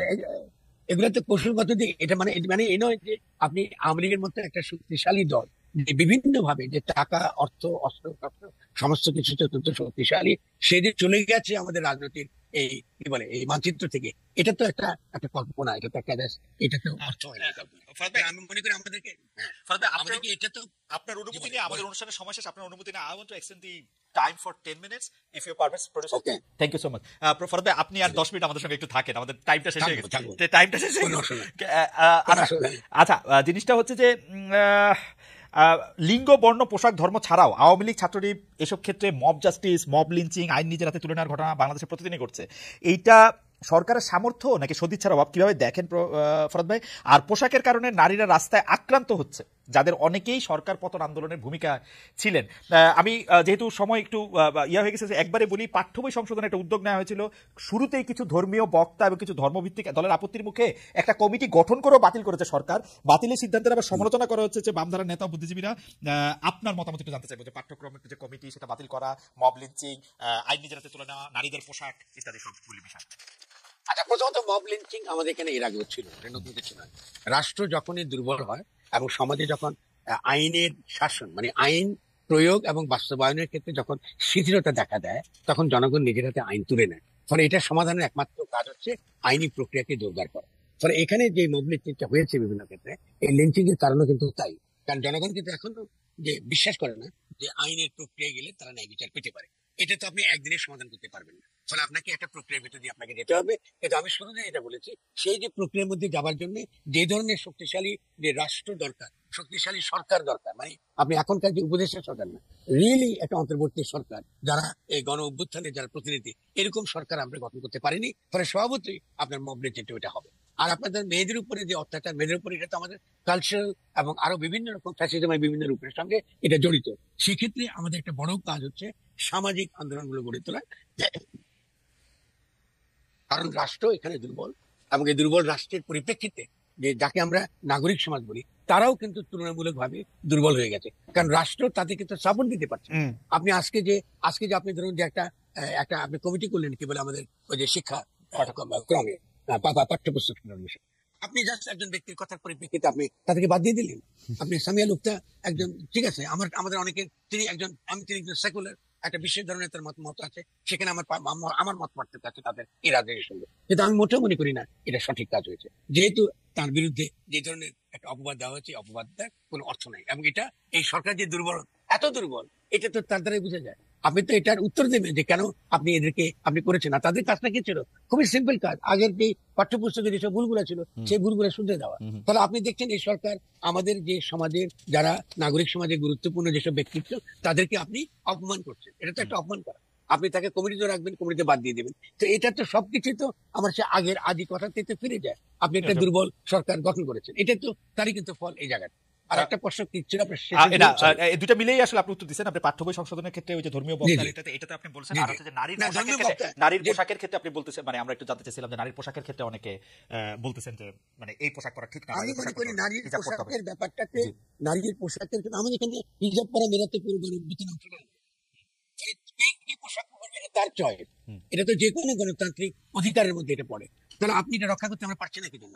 পারছি না যেহেতু আমাদের রাষ্ট্র দুর্বল। আপনি যদি একটা নারীর উপর আপনার হামলা হয়, আপনি তো পুলিশ তো নাই, আপনি তো আইনি ব্যবস্থা নিতে পারছেন না। আপনি না নেবার কারণে তো সামগ্রিক ভাবে তো আমরা যেটাকে আমরা নাগরিক সমাজ বলি, তারা দুর্বল হয়ে গেছে। তারা তো নিজে লড়তে পারছে না এই বিরুদ্ধে। আচ্ছা, আমাদের আপনার সাথে যখন আমরা কথা বলছিলাম তখন আমাদের রিসার্চ টিম এটা একটা পাঠালো, বিডি নিউজের একটা হেডলাইন, সেটা হচ্ছে অনেকটা এরকম, ইউনূস মোদি বৈঠক হতে পারে নভেম্বরে, পররাষ্ট্র উপদেষ্টা বলেছেন। অর্থাৎ ইলিশ তো কিছু কাজে লাগতেছে বলে মনে হচ্ছে। এবার তো লাগবে না, তখন তো ইলিশ মাছ, এখনকার ইলিশ তখনই কাজে লাগতেছে কিনা সেটা একটা কথা। সেটা আমরা চাই না। প্রথমত আমি এটা পরিষ্কার করি, ডক্টর ইউনূস এবং মোদির সঙ্গে কূটনৈতিক আলোচনা হোক, এটা আমরা সকলে চাই। এটা বিভিন্ন কারণে চাই। কারণ বাংলাদেশ একটা দুর্বল দেশ এবং মায়ানমারের সঙ্গে সম্পর্ক একটা ব্যালেন্স সম্পর্ক আমাদের থাকুক, কারণ আমরা এখনো পর্যন্ত অত্যন্ত দুর্বল রাষ্ট্র। এটা তো কাণ্ডজ্ঞানের বিষয়। কিন্তু আপনি যখন এটা করতে গিয়ে আপনার নিজেকে এমন ভাবে হাজির করেন যে তখন আপনার যে মর্যাদাটা আন্তর্জাতিক ক্ষেত্রে থাকেন, এটা খুব গুরুত্বপূর্ণ। আর আরেকটা কথা আমি আপনাকে বলি মার্কিন যুক্তরাষ্ট্র সংক্রান্ত, যেটা আমি ভুলে গেছি বলতে। আপনি বোধহয় খেয়াল করেছেন জেফ্রি স্যাক্স একটা কথা বলেছিলেন, সেটা হলো এই যে আমাদের এই গণঅভ্যুত্থানের ফলে যে সরকারটা এসছে, এটা আসলে মার্কিন যুক্তরাষ্ট্রেরই একটা রেজিম চেঞ্জ মাত্র। এবং এটা আমাদেরকে আমাকে খুবই চিন্তায় ফেলে দিয়েছে। দেওয়ার কারণ হচ্ছে আমাদের যে এখনকার যিনি সেনাপ্রধান, তিনি ইউনূস সাহেব যখন ছিলেন বিদেশে, তিনি বলেছিলেন যে তিনি এই সরকারকে সমর্থন করেন। আমরা কেউ কিন্তু জিজ্ঞাসা করি না ওনাকে, এটা বলার কোনো দরকার না ছিল না। তার মানে কি এই সরকার টিকে আছে তার সমর্থনের কারণে? এটাকে সেনার সমর্থিত উপদেষ্টা সরকার। আর 2 নম্বর তিনি যেটা বলেছেন যে তিনি ওই যে নির্বাচনের তারিখ কতদিন পরে আবার নির্বাচন হবে, এটাও সিদ্ধান্ত তিনি দিচ্ছেন। কিন্তু তিনি তো পলিটিক্যাল কেউ না, তিনি তো এটা বলার তিনি কেউ না। এটা করেও তিনি কিন্তু ভুল মেসেজ দিচ্ছেন, কিন্তু অনেকগুলো বার্তা দিচ্ছেন যেটা আমাদেরকে যেটা বোঝাচ্ছে আসলে। আমি একটু শেষ করি খালেদ, আমি বলছি না তাতে এটা ভুল বার্তাটা, এটা সেনা সমর্থিত উপদেষ্টা সরকার, এটাই জেফ্রি স্যাক্স বলেছিলেন শুরুর দিকে। এবং এটা যদি হয়, এটা হবে অত্যন্ত আনফরচুনেট একটা ঘটনা বাংলাদেশের ইতিহাস। আপনারা কি এই সরকারকে সমর্থন দিচ্ছেন? ধরেন তাকে সাংবাদিক এই প্রশ্ন করলে সেনাপ্রধানের কি মানে জবাবটা কি হইতে পারতো? সেনাপ্রধান তো এই সরকারকে সমর্থন দিবেই, মানে তার তো সাংবিধানিক তার তো বলার দরকার নাই। আমি সেনাপ্রধান, তার দায়িত্ব। এবার আমি পরিষ্কার। আমি এই সরকার জনগণকে বসেছে, এটা আমাদের সিদ্ধান্ত সমর্থন দেওয়া না দেওয়ার ব্যাপার, এটা জনগণ। ওকে, আমাদের 3টা প্রশ্ন আছে, কিন্তু 3টা প্রশ্ন যদি আপনি 90 সেকেন্ডে উত্তর দেন তাহলে সবচেয়ে ভালো হয়। এক নাম্বার হচ্ছে যে আওয়ামী লীগকে আপনি নিষিদ্ধ করতে চান কিনা? হ্যাঁ, চাই। ওকে, আওয়ামী লীগ দল হিসেবে নিষিদ্ধ হোক, সেটি আপনি চান। এবং প্রথমত আওয়ামী লীগকে নিষিদ্ধ করে আমার আজকে একটা লেখা ফেসবুকে আছে, বলে আমি খালি আপনার দর্শকদেরকে বলবো ওটা পড়তে। আওয়ামী লীগকে নিষিদ্ধ করার ক্ষেত্রে যথেষ্ট যুক্তি আছে। ইউরোপে বহু ফ্যাসিস্ট দলকে নিষিদ্ধ করা হয়েছে একটা বিশেষ সময়কাল পর্যন্ত, এবং একই সঙ্গে আমাদেরকে একটা ট্রুথ এন্ড জাস্টিস কমিশনের মতো, মানে আমি এটা চেয়েছি কমিশনের মতো করার মধ্য দিয়ে আমাদের ক্ষতটা কমিয়ে ফেলা এবং কাছাকাছি নিয়ে আসা, এবং একটা পলিটিক্যাল আমাদের যে পরিবেশটা তৈরি করা। সেকেন্ড কোশ্চেন সেটা হচ্ছে যে আওয়ামী লীগ সরকারের সময় লেখনির মাধ্যমে ফেসিবাদে উস্কানিদাতা কবি, সাহিত্যিক, সাংবাদিক ও সাংস্কৃতিক ব্যক্তিদের বিচারের আওতায় আনা হবে বলে হুঁশিয়ারি উচ্চারণ করেছেন তথ্য সম্প্রচার উপদেষ্টা নাহিদ ইসলাম। আপনি একমত কিনা? না, আমি নাহিদের সঙ্গে একমত না। ও হয়তো ছেলে মানুষের সাথে কথাটা বলেছে, শুধু মত প্রকাশের জন্য বিচারের মধ্যে আনাটা ঠিক হবে না, কারণ ওদেরকে মোকাবেলা করার জন্য তো আমরা আছি। আচ্ছা, ওদেরকে লেখক হিসেবে তো আমরা রয়েছি। আমার মনে হয় যে এই ধরনের মতের বিরুদ্ধে আমরা যদি লড়াই করতে চাই, তাহলে নাহিদের উচিত হবে যে যারা এই সরকারকে সমর্থন করে, সমালোচনা সহ, তাদেরকে শক্তিশালী করা এবং এদেরকে মোকাবেলা করবার জন্য আমাদের হাতকে শক্তিশালী করা। কিন্তু ফরাদ ভাই, আপনার হাত তো যথেষ্ট শক্তিশালী, আপনার হাতটা কিভাবে আর শক্তিশালী করবো? আমার মানে ধরেন আমি যদি নাহিদ হইতাম, আপনার হাত কেমনে আর শক্তিশালী করতাম? আপনাকে কামান পিস্তল দেওয়া যাবে না, আপনি তো এমনি শক্তিশালী। আমি তো না, ঠিক আছে, আমি তো এদেরকে তো আমি মোকাবেলা করতে পারি। আমি তো ভিন্ন না। আপনি যে একটু আগে আমাকে মাজারের কথা বললেন, তো মাজারিরা তো আমার বিরুদ্ধে তো কি বলে, যারা মাজার বিরোধী লোক, তারা তো আমার বিরুদ্ধে খেলেছে, তো আমি তো একাতে নেমেছি, তো আমি তো এদেরকে তো অবশ্যই মোকাবেলা করতে পারি। আমাকে তো এটা বলে তো লাভ নাই। থার্ড কোশ্চেন সেটা হচ্ছে যে বৈষম্য বিরোধী ছাত্র আন্দোলন ঘিরে যে গণমানুষের আবেগ, সেটা এখনো আছে কিনা? আছে, কমছে, অর্ধেক আছে, বেশি হয়েছে, ডাবল হয়েছে? না, বৈষম্য বিরোধী ছাত্র আন্দোলনের প্রতি জনগণের একটা ভালোবাসা এখনো আছে। আমি তো মাত্র গ্রাম থেকে ফিরলাম, মানে একটা মিটিং করলাম নোয়াখালীতে, চিরাঙ্গে ঘুরছি, আমি আবেগটুকু আছে, তাদের হতাশা আছে। আমি চাইবো এই হতাশাটা গভীর যেন না হয়, এটা বিপজ্জনক। এইটা বোনাস কোশ্চেন ফরাদ ভাই, এটা একদম হ্যাঁ নাতে উত্তর দিয়ে প্রতি বিপ্লবের আশঙ্কা আপনি এখনো করতেছেন কিনা? প্রতিবিপ্লব ঘটে গেছে, আশঙ্কা তো নাই। আমি তো বলেছি যে সাংবিধানিক প্রতিবিপ্লব হয়ে গেছে। সাংবিধানিক আশঙ্কার কিছু মানে আপনি এই বিপ্লবকে ব্যাহাতি বলতেছেন তাহলে? না, আমি বিহার শব্দ ব্যবহার করি না। আচ্ছা, ভালো শব্দ না। আচ্ছা, আমি বলছি না, এটাকে সাংবিধানিক প্রতিবিপ্লব, মানে সংবিধানের অজুহাত দেখিয়ে জনগণের অভিপ্রায়কে নস্যাৎ করা, এটাকে বলে সাংবিধানিক প্রতিবিপ্লব। মানে সংবিধানের আইনের অজুহাত দিয়ে জনগণের অভিপ্রায়কে নস্যাৎ করে দিলেন, জনগণের গণতান্ত্রিক অভিপ্রায়কে নস্যাৎ করে দিলেন, পরাজিত করলেন, এটাকে বলা হয় সাংবিধানিক প্রতিবিপ্লব। ফরাদ ভাই, আপনাকে অনেক ধন্যবাদ। আপনি আপনার শরীরটা আজকে একটু কম ভালো, তারপর আপনি আমাদের সাথে এই আলোচনা অংশগ্রহণ করেছেন, অনেকগুলি প্রশ্ন জবাব দিয়েছেন। আমরা সুস্বাস্থ্য কামনা করি, আপনার দ্রুত আরোগ্য কামনা করি, এবং দর্শক আপনাদেরকে অনেক ধন্যবাদ। 9,000-এর বেশি দর্শক এক পর্যায়ে আমাদের অনুষ্ঠান দেখেছেন, অনেক দর্শক অনেক রকম অনেক মতামত পাঠিয়েছেন। আমরা নিশ্চয়ই আমাদের আগামী বৃহস্পতিবার আমাদের সাথে বিএনপির মহাসচিব জনাব মির্জা ফখরুল ইসলাম আলমগীর আসবেন। আপনারা নিশ্চয়ই রাত 10টায় আমাদের সাথে যুক্ত থাকবেন, মতামত পাঠাবেন, প্রশ্ন পাঠাবেন। সেই পর্যন্ত অনেক অনেক ধন্যবাদ।